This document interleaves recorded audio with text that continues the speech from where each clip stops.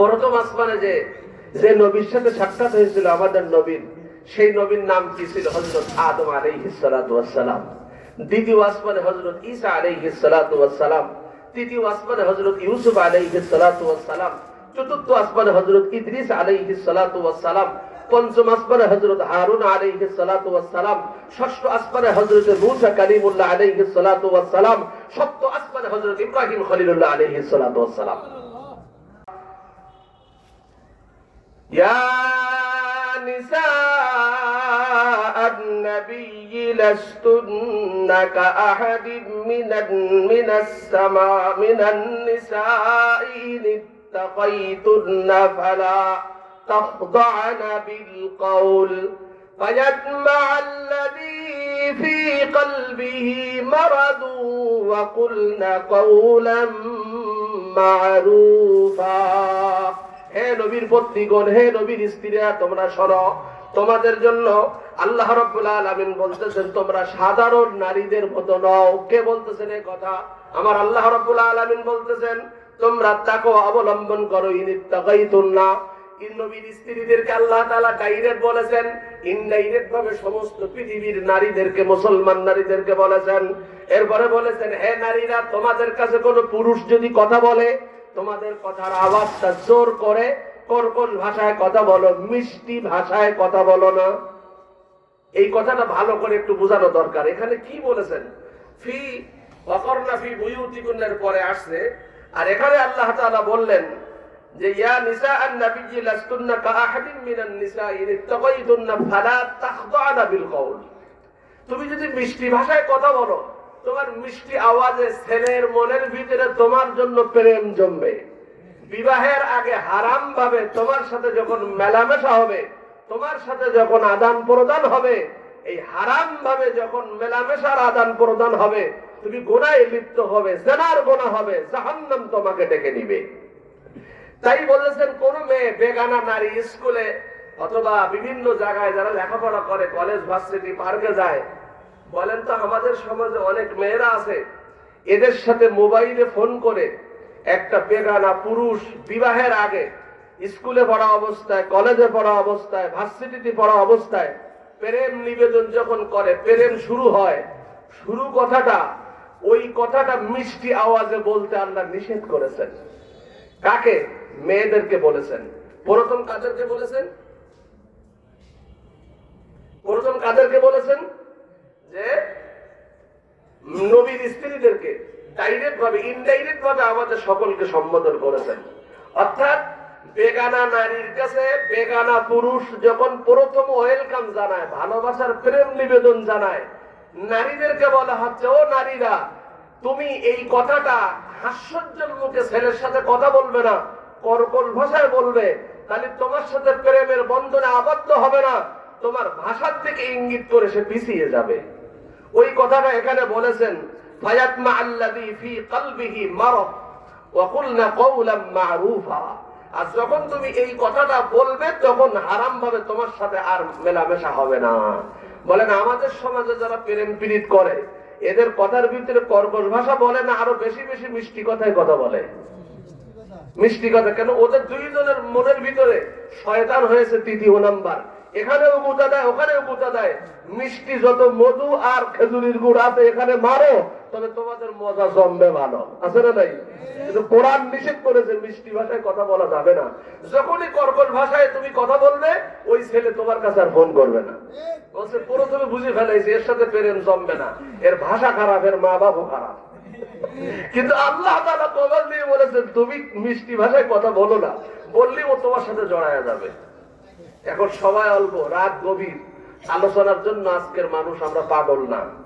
আর আজকের মানুষ আমরা দুনিয়া টাকা কামাবো কিভাবে, ওর ক্ষতি করব কিভাবে, ওর তাড়াতাড়ি ওখান থেকে ফিনিশিং করা যায় কিভাবে, ওর দোকান আমার দোকানের সামনে ভালো বেচাকেনা হচ্ছিল, আমারটা চলে না, ওর দোকান কি করে কাট করে ফেলানো যায়।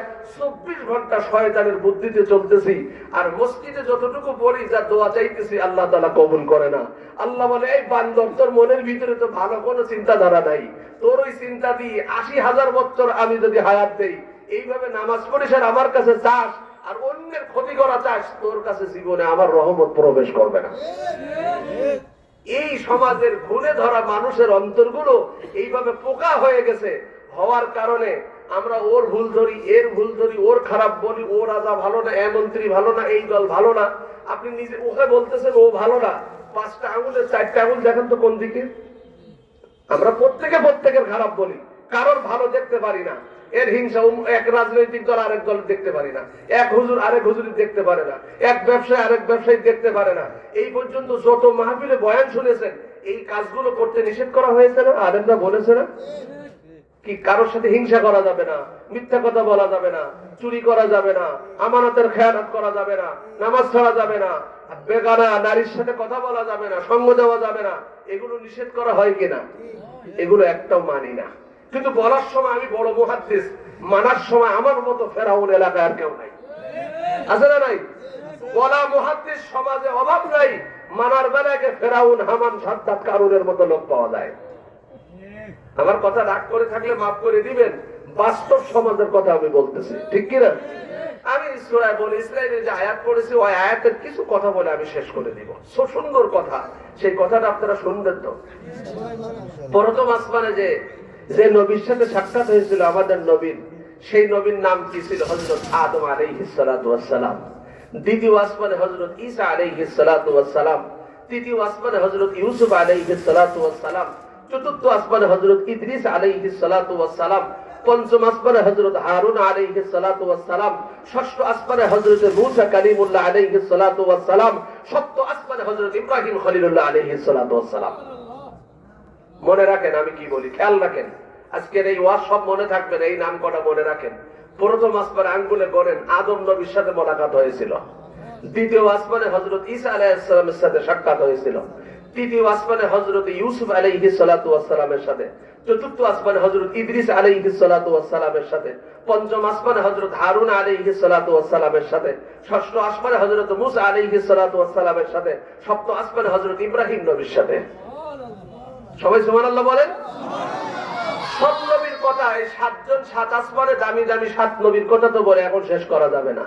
আমি এক নবীর কথা বলি, যে নবীর নাম সবাই বেশি বেশি শোনে, বেশি বেশি কোরআনের মধ্যে আসছে। তিনি জালালি তবিয়তের নবী ছিলেন, একটু রাগী ছিলেন, আল্লাহর কাছে বেশি বেশি ফেরাউনের জন্য বদদোয়া করতেন। বলেন তো ওই নবীর নাম কি? মুসা আলাইহিস সালাম। তোতলা ছিলেন, মুখের জড়তার যারা তোতলা হয় তারা ডাইন হাত গোটানোর আগে বাম হাতে কিল মারা হয়ে যায়, বুঝলেন? উনি এত তোতলা ছিলেন। মুসা আলাইহিস সালাতু ওয়াস সালামের কাছে প্রথম আসমানে যখন আল্লাহর নবী উঠেছেন, প্রথমে আদম, দ্বিতীয় আসমানে ঈসা, তৃতীয় আসমানে ইউসুফ, চতুর্থ আসমানে ইদ্রিস, পঞ্চম আসমানে হারুন, ষষ্ঠ আসমানে মূসা এবং সপ্তম আসমানে ইব্রাহিম আলাইহিস সালাম। ইব্রাহিম আলাইহিস সালামের কাছে থেকে মূসা নবীর কাছে ষষ্ঠ আসমানে আসতেছেন কি নিয়ে? 50 ওয়াক্ত নামাজ নিয়ে। কি নিয়ে? এবার ইব্রাহিম আলাইহিস সালাম বললেন, আলহামদুলিল্লাহ, আপনার জন্য শুভকামনা এবং ওয়েলকাম, আহলান সাহলান। সংবাদে আর কিছু বললেন না। মুসা আলাইহিস সালামের কাছে আসতে মুসা আলাইহিস সালাম বলছে, ও আল্লাহর পয়গম্বর, আপনি যে আল্লাহর সাথে দিদার করে আসলেন, বিশ্ব নবীর উম্মতের জন্য, আপনার উম্মতের জন্য কি নিয়ে আসলেন? আল্লাহ কি হাদিয়া দিয়েছে? বলে, ও মুসা, আমার আল্লাহ আমার উম্মতের জন্য 50 ওয়াক্ত নামাজ দিয়েছে। কয় ওয়াক্ত নামাজ? মুসা নবী ওই যে রাগী মানুষ টাস করে রেগে গেছে, হুজুর আল্লাহর রাসূল, আমি তো আমার বনী ইসরাঈলের কওমের মধ্যে শত শত দিন, হাজার হাজার দিন দাওয়াত দিয়েছি, তারা এমন জ্বালান জ্বালাইছে আমি পুড়ে কয়লা হয়ে গেছি। তারা এই নামাজ কালাম পড়ে নাই, আরো আমাকে এত পরিমাণ কষ্ট দিয়েছে। তা আপনার কাছে দোহাই লাগে 50 ওয়াক্ত মাইনাস করে কমাই নিয়ে আসেন, আপনার উম্মত এত নামাজ পারবে না। সবাই ওগুলো শুনেছেন। তা কমালেন, 50 ওয়াক্ত নামাজ থেকে একবার গেছেন, আবার গেছেন। 50 ওয়াক্ত নামাজ থেকে 45 ওয়াক্ত মাইনাস করলে কয়বার গেছেন আল্লাহর নবী? 9 বার। 5 নং 45, 5 নং 45। আর শুরুতে একবার গেছেন। তবে আমাদের নবী মেরাজ করেছেন একবার না 10 বার আল্লাহর কাছে গেছেন। কয়বার? কে বলেছেন? মুসা নবী শুধু যায় আর পাঠায়, বলে যান। মুসা নবী কেন পাঠায় তাও এক বড় ঘটনা আছে। মুসা আলাইহিস সালাম জিতুর পাহাড়ের কসম করে সূরা 3 এর মধ্যে আল্লাহ বর্ণনা করেছেন, মানুষদেরকে আমি সবচেয়ে ভালো করে বানাইছি।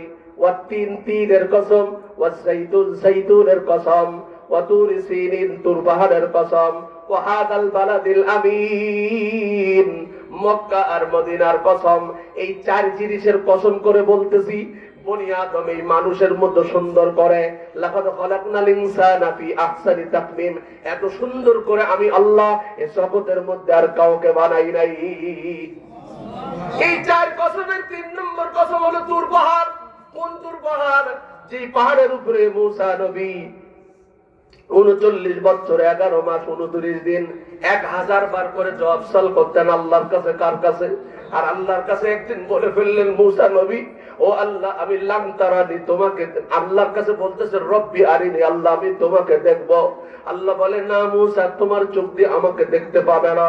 বলে না আল্লাহ আমি রব্বি আরিনি, আপনাকে দেখব। আর আবদার করে করতেছেন, বারবার বলতেছেন দেখবে। আল্লাহ বলে লাম তারানি মুসা, তুমি আমাকে কখনো দেখতে পাবে না, তবে মুসা তোমাকে দেখার জন্য কিছু নমুনা বলি। ডাইরেক্ট তুমি আমাকে ওই চোখ দিয়ে দেখতে পাবে না। আমি পাহাড়ের উপরে সকাল 10টায় একটা লাইটের ছাটা ফেলাবো, আমার নূরের তাজাল্লির 70 ভাগের 1 ভাগ আমি পাহাড়ের উপরে দেব। ফাজআলাহু দাক্কা, এই পাহাড়ের উপরে লাইটের ছাটা দিব, আসমানের দিকে তাকাবে না, লাইটের ছাটার দিকে তাকাবে, বিজলির দিকে তাকাবে। ফাজআলাহু দাক্কা, তাকানোর সাথে সাথে পাহাড় মাটি সমান হয়ে গেল, মুসা আলাইহিস সালাম বেহুশ হয়ে পড়ে গেল। এবং মুসা আলাইহিস সালাম আর পাহাড় পুড়ে, মুসা আলাইহিস সালাম বেহুশ হয়ে গেল, পাহাড় পুড়ে এভাবে কয়লা হয়ে গেল। মুসা আলাইহিস সালাম বলছেন রব্বি আরিনি, আমাকে দেখা দাও। আল্লাহ বলে লাম তারানি, না দেখতে পাবো না। মুসা আলাইহিস সালাতু ওয়াস সালাম বিশ্ব নবীর দিকে তাকায়া বলতেছেন আল্লাহ আমি 39 বছর 29 দিন, একদিন কোন 40টি বছর তোমার কাছে হাজার বার বলেছি রব্বি আরিনি, আল্লাহ আমি তোমাকে দেখব, আমি তো দেখতে পাই নাই, আমার সাথে তুমি দেখাও দাও নাই। এই তুর পাহাড়ের উপরে উঠে তুমি আমাকে কুদরতি ভাবে কথা বলেছ। আল্লাহ আমার এখন ভালো লাগতেছে, বিশ্ব নবী মুহাম্মদুর রাসূলুল্লাহ ইমামুল মুরসালিন সাইয়্যিদুল কাউনাইন, সেই নবী একটু আগে তোমাকে দেখেছে, আমি 40 বছরের মধ্যে দেখতে পাই নাই, আবদার করেছি রব্বি আরিনি, তুমি বলেছো লাম তারানি। কিন্তু বিশ্ব নবী যেই মুহূর্তে তোমাকে দেখলো, ওই চেহারার দিকে তাকায়া, ওই চোখের দিকে তাকায়া আমি চোখ দিয়ে পানি ফেলেছি আর বলেছি আল্লাহ আমি তো দুনিয়ায় থাকাকালে তোমাকে দেখতে পাই নাই, কিন্তু বিশ্ব নবী তোমার চোখ একটু আগে দেখে এসেছে, ওই চোখ দেখতেছি। মনের ভিতরে প্রেমের খেলা জমে গেছে। বলে নামাজ কমানোর জন্য বলবো, বিশ্ব নবী আবার যাবে, আবার দেখবো, আবার যাবে, আবার দেখবো। এইভাবে নবী 10 বার মেরাজ করেছেন। মুসা নবী আল্লাহর নবীর চেহারার দিকে, আল্লাহকে দেখার উদ্দেশ্যে 10 বার উনিও আল্লাহর নবীকে মেরাজ করেছেন। মুসা আলাইহিস সালাতু ওয়াস সালামের এই কথা বলার আগে একটু ছোট্ট কথা বাকি ছিল, সেটা হলো আল্লাহর নবী দুনিয়াতে আসার পর মা আমেনার কোল থেকে জিবরিল আমিনকে নির্দেশ করলেন, ওগো জিবরিল আমার বন্ধুকে কত সুন্দর ভাবে বানাইছে। উলামায়ে কেরাম জানে, শামায়েলে তিরমিজির ভিতরে আল্লাহর নবীর এক একটা বিষয় নিয়ে আলোচনা করলে জীবন শেষ হয়ে যাবে, কেউ শেষ করতে পারবে না। আল্লাহর নবীর দিকে লক্ষ্য করে আমার আল্লাহ বলেন, ওগো জিবরিল আমার বন্ধুকে তোমার নূরের পায়ারে করে সারা পৃথিবীতে ঘুরাও আর সমস্ত সৃষ্টিকে দেখাও। ও দুনিয়ার সমস্ত মাখলুক আমার বন্ধুর দিকে তাকায়া দেখো, আমার বন্ধুর মতো সুন্দর করে পৃথিবীতে আর কাউকে বানাই নাই। এই বন্ধু যখন শবে মেরাজের রাত্রে সমস্ত আসমান পাড়ি দিয়ে 70,000 নূরের পর্দা পাড়ি দিয়ে আল্লাহর সামনে যখন আল্লাহর নবী চলে গেলেন, এবার আল্লাহ বলতেছেন বন্ধু দুনিয়ায় থাকাকালে ছোটকালে মার কোল থেকে নিয়ে জিবরাইল সারা পৃথিবী আপনাকে দেখাইছে, আমি অর্ডার করেছিলাম। ওগো বন্ধু ওটা তো দুনিয়ার মাখলুক, আপনাকে দেখেছে। আমি আল্লাহ আজকে এই রাত্রে আপনাকে আমি আরশে আজিমের উপরে দাঁড়ায়া ছিলাম। ওগো বন্ধু আপনি দুনিয়ার সামনে তাকান, আপনি পিছনের দিকে তাকান, ডাইনে তাকান, বামে তাকান, দুনিয়ার পাহাড় পর্বত নদ নদী মানুষ জিন পরি দেও দানব আমি কত সুন্দর করে ধরনী সৃষ্টি করেছি বন্ধু। আজকে আপনি তামাম পৃথিবীর দিকে তাকান, ছোটকালে পৃথিবী আপনাকে দেখাইছি আমি, আজকে আপনাকে দেখাবো জগতের সব সৃষ্টি বস্তু। একটু তাকান আর আমার দিকে স্মরণ করেন। সূরা আল ইমরানের 91-90 নম্বর আয়াত আল্লাহ বলেন, ইন্না ফি খালকিস সামাওয়াতি ওয়াল আরদি ওয়া ইখতিলাফিল লাইলি ওয়ান নাহার ওয়া ওয়াখতিলাফিল লাইলি ওয়ান নাহারি লাআয়াতিন লিউলিল আলবাব। আসমান এবং জমিনের ঘূর্ণায়নের মাধ্যমে রাত আর দিনের বিবর্তনে প্রত্যেক বনি আদমের জন্য শিক্ষণীয় বস্তু, শিক্ষণীয় বিষয় রয়েছে। যদি সে বুঝতে পারে, যদি সে জ্ঞানী হয়, আমাকে যদি স্মরণ করে, আমার সৃষ্টি বস্তুর দিকে তাকায়, আমি আল্লাহকে সৃষ্টি বস্তুর মধ্যে আমার পরিচয় পেয়ে যাবে। ও রহমান তুমি আমায় রহম করো, ও দয়াবান তুমি আমায় দয়া করো, ও রহমান তুমি আমায় রহম করো। সকল সৃষ্টির শ্রেষ্ঠ করেছো তুমি আমায়, সকল সৃষ্টির শ্রেষ্ঠ করেছো তুমি আমায়। কখনো শকর করিনি আদায় আমি তোমায়, তাই আজ আমার এই তওবা তুমি কবুল করো। ও রহমান তুমি আমায় রহম করো। সেই বিকাল থেকে পর্যন্ত কত বড় বড় ওলামায়ে কেরাম আলোচনা করেছেন, কত বড় বড় আলোচক আলোচনা করেছেন। আল্লাহ এই আলোচনাগুলোকে আল্লাহ জামে আরাবিয়া উম্মুল মুমিনিন হাফসা রাদিয়াল্লাহু তাআলা আনহা মহিলা মাদ্রাসাকে ওগো মালিক তুমি কবুল আর মঞ্জুর করে নাও।